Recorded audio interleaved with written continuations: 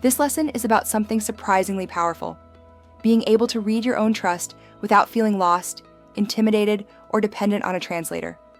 You are not trying to become a lawyer. But for many people, that document, often 40 to 100 pages long, feels like it was written in a foreign language. It is easy to feel overwhelmed when you see words like exordium, perpetuities, or discretionary. Imagine you have just bought a high-performance car. You have the keys, and you know the destination. But before you take off, you need to understand how the vehicle works. You don't need to be an engineer to drive the car, but you do need to know where the brake is and how to start the engine. Your trust is the owner's manual for your legacy. If you don't understand the manual today, your trustee might get lost and take a wrong turn somewhere in the future. Trusts are not standardized products, and your document may be organized differently, but every trust typically answers the same core questions. Most modern trusts are organized into articles and generally address the same core topics, even if they're organized differently. Let's walk through the most common sections you'll likely find in your trust. First, we have the introductory or exordium section. This is the simplest part of the document. It identifies who you are, the grantor, and it often gives your trust its official name, and confirms that this document replaces any earlier versions. The second major section deals with the Office of Trustee. This lists who is in charge now and who the successors are if you become incapacitated or pass away. Pay close attention to this part.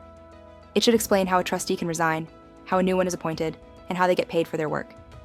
It answers questions like, can the trustee sell real estate? Can they borrow money?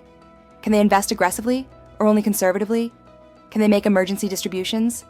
Can they hire professionals and pay them from the trust? Here's the key idea. If a power is not clearly granted, the trustee may hesitate or need court approval. Too few powers equal paralysis.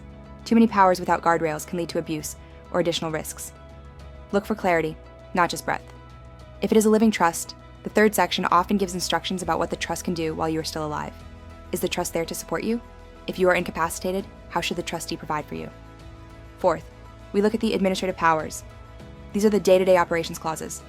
They cover things like opening and closing accounts, paying bills, filing tax returns, allocating expenses between income and principal, handling digital assets, and dealing with small or impractical assets. Here's a red flag. If administrative powers are thin or outdated, the trustee may struggle just to function, especially with modern assets.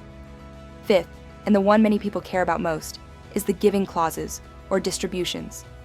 It explains who the beneficiaries are and exactly how they receive the distributions. You might see mandatory rules like, give my son $10,000 on his graduation. Or you might see discretionary rules, which give the trustee the power to decide.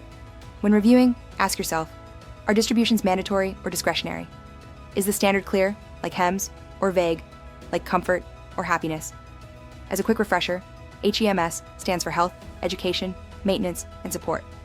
If your trust uses these 4 words, it may provide a balanced path. It allows the trustee to help your heirs with real needs, but it also gives them the teeth to say no to irresponsible requests. Who decides when distributions are appropriate? Words matter enormously here. Shall distribute usually means must. May distribute means discretion. If the trust says the trustee may distribute for a beneficiary's needs, the beneficiary does not have an automatic right to money. Misunderstanding this is a common source of conflict and disputes around trusts. Another important concept to understand is the difference between a present interest, meaning someone can use the money now, and a future interest, meaning they have to wait.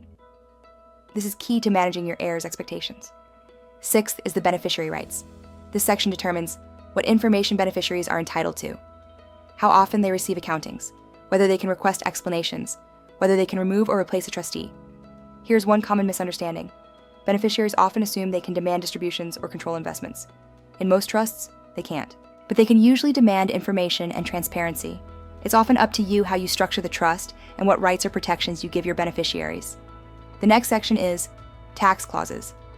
This section doesn't typically affect day-to-day behavior, but it can affect outcomes. They address estate tax allocation, income tax responsibility, generation skipping provisions, marital deduction planning. Even if you don't understand every tax reference, you should know who pays taxes, from what source, and whether taxes reduce someone's share. Ambiguity here can create resentment. Eighth, protective and litigation-related provisions. This includes spendthrift clauses, no contest clauses, indemnification of trustees, dispute resolution, mediation, or arbitration. Here's a red flag.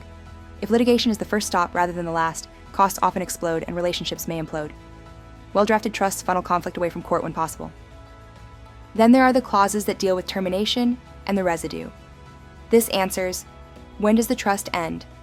What happens to leftover assets? What if a beneficiary dies early? What if a purpose no longer makes sense?